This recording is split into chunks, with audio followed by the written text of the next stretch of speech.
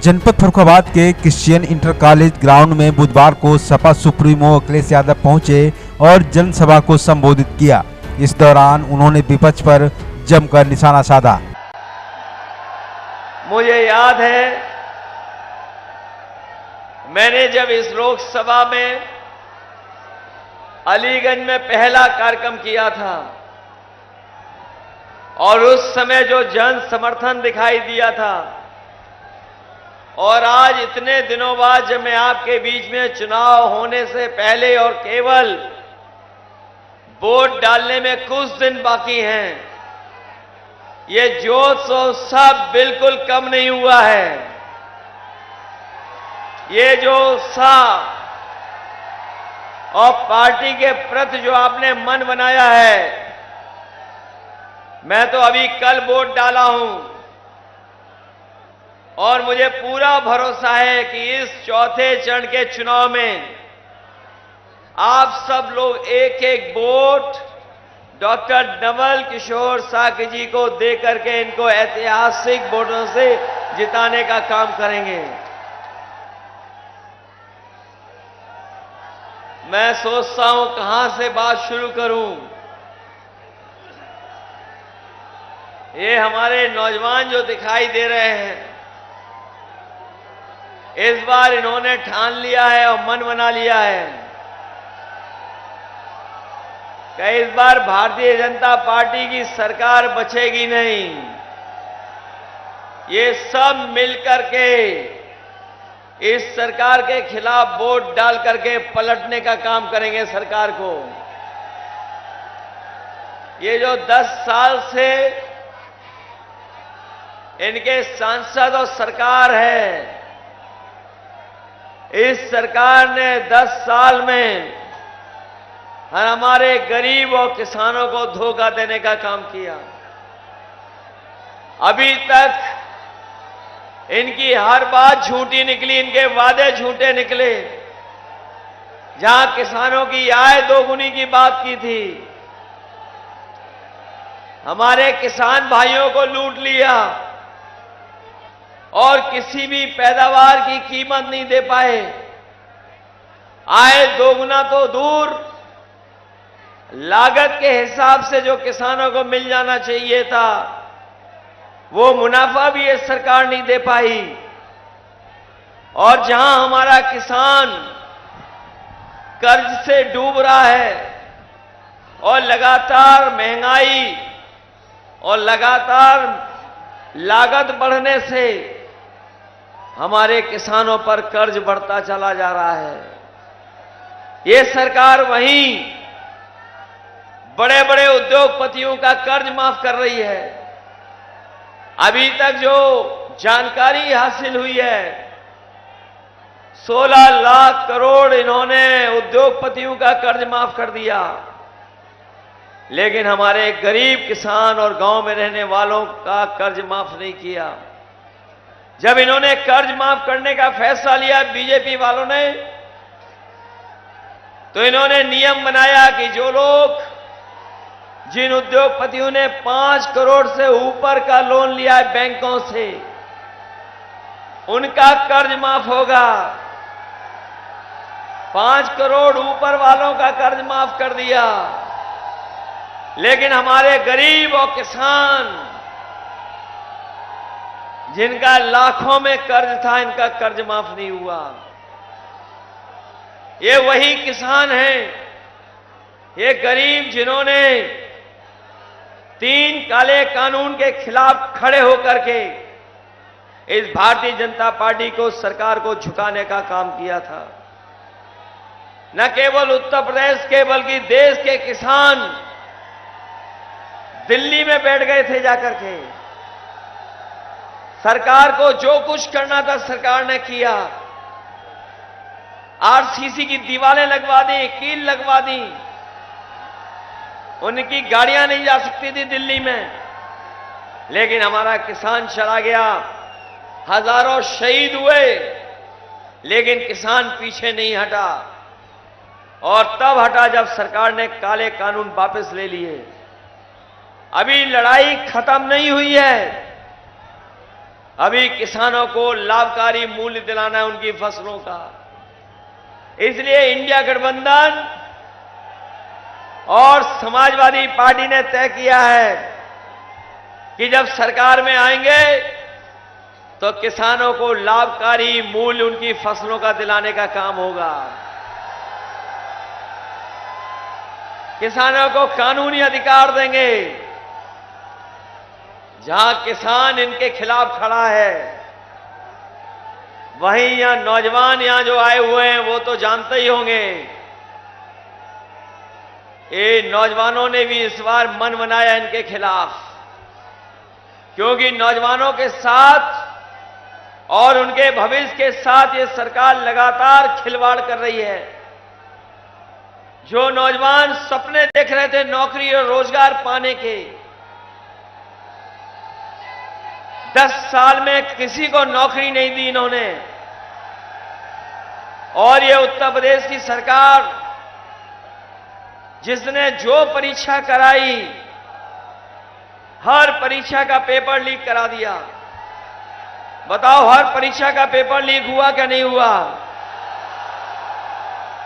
और जो paper leak हुए वो 1-2 पेपर लीक नहीं हुए हैं, 10 से ज्यादा पेपर लीक हो गए। बताओ, इस सरकार ने पेपर लीक करके आपको भविष्य को अंधकार में डाल दिया। केवल सवाल नौकरी का नहीं था। इन बीजेपी वालों ने नौकरी न दे करके हमारे नौजवानों के 10 साल नहीं बल्कि 1/3 जीवन खराब कर दिया। 1/3 जीवन खराब कर दिया हमारे नौजवानों का। कोई भविष्य नहीं। और फिर ये यहां तो फर्रुखाबाद फौज में भी भर्ती होती थी। ये राजपूत सेंटर है। यहां राजपूत सेंटर बड़े पैमाने में फौज में यहां के नौजवान जाते हैं। पहले तो भर्ती नहीं कराई, और जब फौज में नौकरी भी आई तो अग्निवीर वाली नौकरी आई। ये अग्निवीर नौकरी हम लोग कभी स्वीकार नहीं कर सकते। हम अपने नौजवानों को कह के जा रहे हैं कि आने वाले समय में इंडिया गठबंधन की सरकार बनने जा रही है। समाजवादी पार्टी के लोग पहले दिन ही अग्निवीर व्यवस्था को हमेशा हमेशा के लिए खत्म कर देंगे। बताओ, आपके साथ भविष्य के साथ खिलवाड़ की बीजेपी ने क्या नहीं की? और अभी तक जो परीक्षाओं से और पेपर लीक से जिन नौजवानों का भविष्य अंधकार में चला गया, उनकी संख्या 60 लाख है। और यही 60 लाख अगर हम जोड़ दें और इनके परिवार के 2 सदस्यों को जोड़ दें, अगर हम 3 एक परिवार के सदस्य मान लें जो इस सरकार से नाराज हैं, और 60 लाख बच्चों का भविष्य अंधकार में डाला है,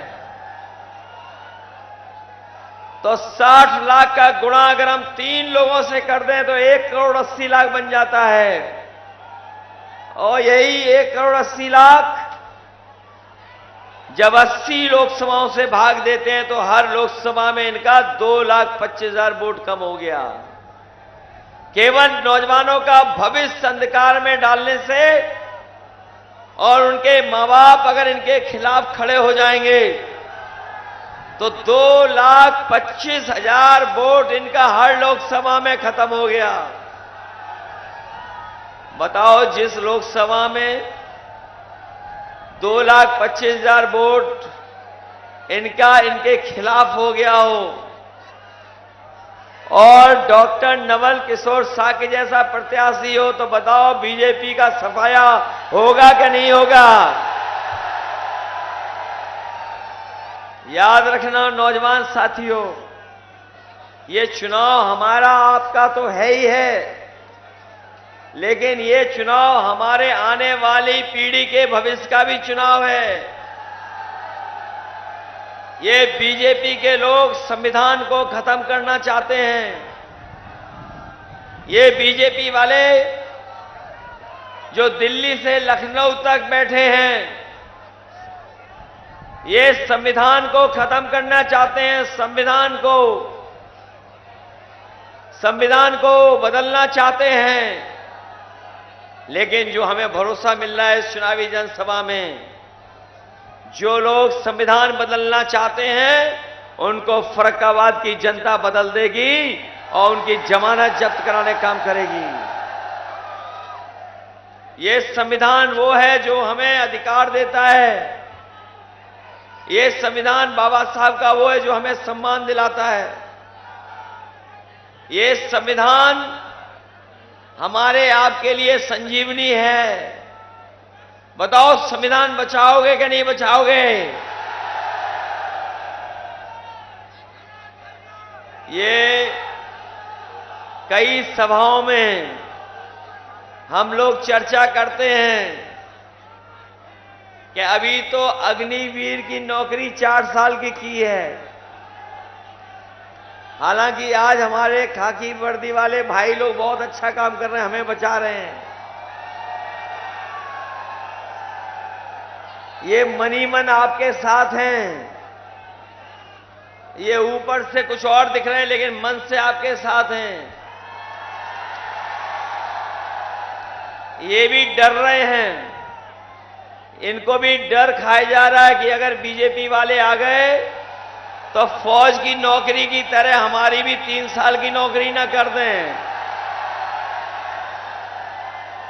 जब ये बात मैं कहता हूं तो पत्रकार साथी हमसे सवाल पूछते हैं कि कैसे 3 साल की नौकरी हो जाएगी।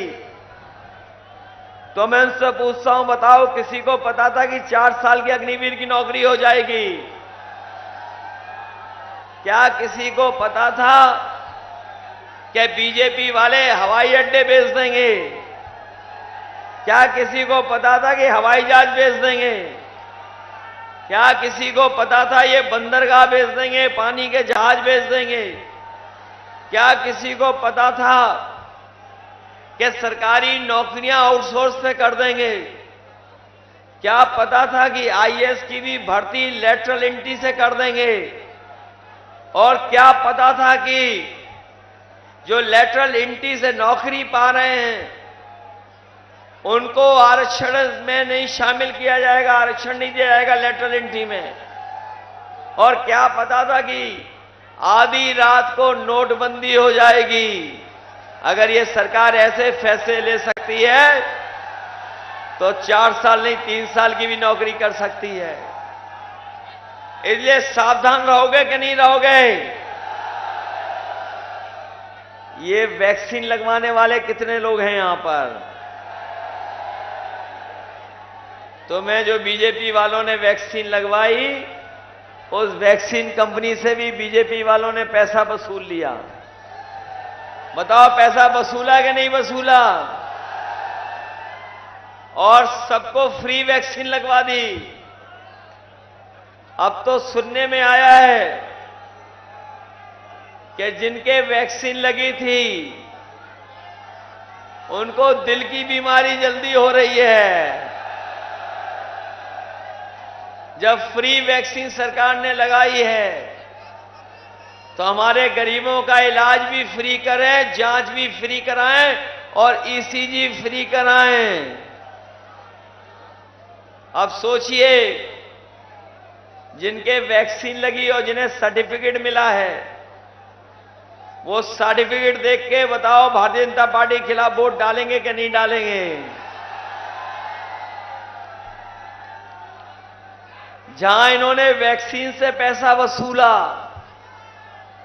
वहीं इलेक्टोरल बॉन्ड के नाम पर बड़े बड़े उद्योगपतियों से पैसा वसूल लिया। बताओ, चंदा वसूला इन्होंने कि नहीं वसूला? इन्होंने चंदा वसूल लिया और इस चंदा वसूलने की वजह से भी महंगाई है। ये जो बड़ी बड़ी कंपनियां जिनसे इन्होंने पैसा वसूला, आज वो मुनाफा कमा रहे हैं और मुनाफा कमाने की वजह से महंगाई भी है। और ये जो महंगाई वाला मामला चल रहा है, ये लोग लगातार महंगाई बढ़ रही तो सरकार ने बोरी की चोरी भी शुरू कर दी। पहले 5 किलो चोरी की, अब फिर 5 किलो चोरी कर ली। बताओ चोरी हो गई कि नहीं हो गई? पहले 5 किलो चोरी की थी इन्होंने खाद से, और फिर 5 किलो चोरी कर ली। ये बोरी की चोरी बीजेपी वालों ने पार्ले जी बिस्किट पैकेट से सीखी है। ये पार्ले जी बिस्किट पैकेट पहले इतना बड़ा मिलता था, अब बताओ महंगाई और मुनाफे के चक्कर में छोटा हो गया कि नहीं हो गया? अब कितने का मिल रहा है पैकेट? 5 बिस्किट का है। सरकार दोबारा आ गई तो 1 बिस्किट वाला पैकेट मिलेगा। इन्होंने 5 किलो बोरी से चोरी की, पहले खाद फिर कर ली, और ये भविष्य में सरकार में आ गए तो खाद भी पाउच में देंगे। ये राशन जो गरीबों को मिल रहा था, जब इन्हें वोट चाहिए था तो ये रिफाइंड तेल दे रहे थे। रिफाइंड तेल मिल रहा था गरीबों को, दाल दे रहे थे, और भी कुछ दे रहे थे। लेकिन अब बताओ राशन गरीबों को कौन सा मिल रहा है? राशन में क्या दे रहे हैं आजकल गरीबों को? ये जो दे रहे हैं लगता बहुत पौष्टिक है। हम अपने गरीबों को भरोसा दिला के जा रहे हैं। इंडिया गठबंधन और समाजवादी पार्टी राशन की गुणवत्ता को बेहतर करेगी। राशन अभी पर्याप्त नहीं है, राशन की मात्रा बढ़ाएंगे। और जिस तरीके से आजकल संपन्न लोग पैकेट का आटा बाजार से लेकर के, और ये जो पैकेट का आटा मिल रहा वो पौष्टिक भी है कई, तो इस बार राशन की मात्रा बढ़ा करके और पैकेट का आटा गरीबों को देने के साथ साथ हम लोग डाटा भी फ्री देंगे नौजवानों को और गरीबों को। क्योंकि डाटा भी आजकल जरूरी है। ये बड़ी बड़ी कंपनियां पहले आई थी तो फ्री डाटा दे रही थी, जब मुनाफा कमाने लगे तो डाटा का भी पैसा ले रहे हैं। इसलिए गरीबों को आटा और डाटा भी हम लोग फ्री देने का काम करेंगे। समाजवादियों ने लैपटॉप भी दिए थे, याद होगा आपको। जिनके पास आज होंगे वो चल रहे होंगे, जब ऑन करते होंगे तो नेताजी और हम लोग ही दिखाई देते होंगे। उन लैपटॉप की भी नकल कर ली सरकार ने। हम लोगों ने इतना बड़ा लैपटॉप दिया, इन्होंने मोबाइल कितना बड़ा दे दिया, स्मार्टफोन छोटा कर दिया कि नहीं कर दिया। और हमारी और नेताजी की फोटो आती थी, उसकी भी नकल कर ली। नकल की कि नहीं की नकल उन्होंने? इसलिए हम आपसे कहना चाहते हैं, जो जो व्यवस्था समाजवादियों ने बनाई थी, एम्बुलेंस की व्यवस्था वो खराब कर दी, पुलिस का 100 नंबर वाली व्यवस्था वो खराब कर दी, और आज गरीब को कहीं भी सरकारी इलाज नहीं मिल पा रहा है, न दवाई मिल पा रही है। आपको गंभीर बीमारी के लिए दूर दूर तक जाना पड़ रहा है। जो यहां के अस्पताल हैं वो भी ठीक नहीं कर पाई है सरकार। और हमारे फरक्काबाद के लोगों के साथ बहुत भेदभाव हुआ है। और भेदभाव हुआ कि जो गंगा एक्सप्रेसवे आपके होकर के निकलना था, वो बगल के जिले वाले ले गए, मोड़ ले गए। वो बगल के जिले के लोग मोड़ ले गए। और वो आपने सदन में भी सुना होगा, क्या फरक्काबाद वाले खाए गन्ना और हाईवे ले गए। लेकिन हम अपने फर्रुखाबाद वालों को भरोसा दिला के जा रहे हैं, भविष्य में समाजवादी सरकार बनेगी तो जो रोड आपसे दूर छूट गई, गंगा एक्सप्रेसवे और आपका आगरा लखनऊ एक्सप्रेसवे, हम आपको भरोसा दिला के जा रहे हैं कि फर्रुखाबाद वालों को भी 6 लेन से गंगा एक्सप्रेसवे और आगरा लखनऊ एक्सप्रेसवे से जोड़ने का काम करेंगे। न केवल उससे जुड़वाएंगे, बल्कि फर्रुखाबाद के हमारे जागरूक लोग जानते होंगे, ये जो ग्वालियर से इटावा होकर के फतेहगढ़ होकर के बरेली तक जाती थी, ये लिप्पू लेक वाली सड़क जो चीन की सीमा तक पहुंचती है, इसको भी 6 लेन बनाने का काम और उसकी मांग की थी हम लोगों ने, लेकिन इन्होंने छोटी कर दी। भविष्य में सरकार बनेगी तो इस सड़क को भी चौड़ा कर करके आपको ग्वालियर, इटावा से और इधर बरेली से जोड़ने का काम हम समाजवादी लोग करेंगे। इसलिए मदद करिए, इस चुनाव में मदद करोगे सब लोग। ये मान लें कि फर्रुखाबाद हम लोग रिकॉर्ड मतों से जीत रहे हैं। वोटिंग वाले दिन घबराओगे तो नहीं। वोटिंग वाले दिन अगर बीजेपी वाले गड़बड़ करें तो बहादुरी के साथ मुकाबला करोगे कि नहीं? मुकाबला करोगे? आप लोग जानते होंगे जो हारने वाले हैं लोग वो खिसिया जाते हैं। बताओ बीजेपी वाले खिसिया गए कि नहीं खिसिया गए? अभी तक जहां जहां वोट पड़ा है बीजेपी वाले बहुत पीछे छूट गए हैं, बहुत पीछे छूट गए। और जब जनता में हारने लगे, तो प्रशासन को आगे कर करके लोगों को डरा रहे हैं, धमका रहे हैं। और हमने तो ये सुना है कि यहां के मुख्यमंत्री जी से किसी ने बिजली मांग ली। हमने सुना है कि यहां पर किसी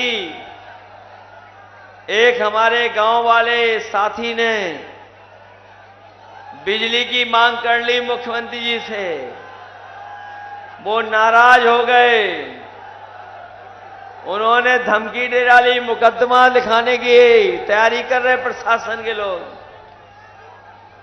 और हम तो जानते हैं हमारे मुख्यमंत्री इतने कमाल के हैं कि अभी तक वो बिजली के कारखाने का नाम नहीं ले पा रहे हैं।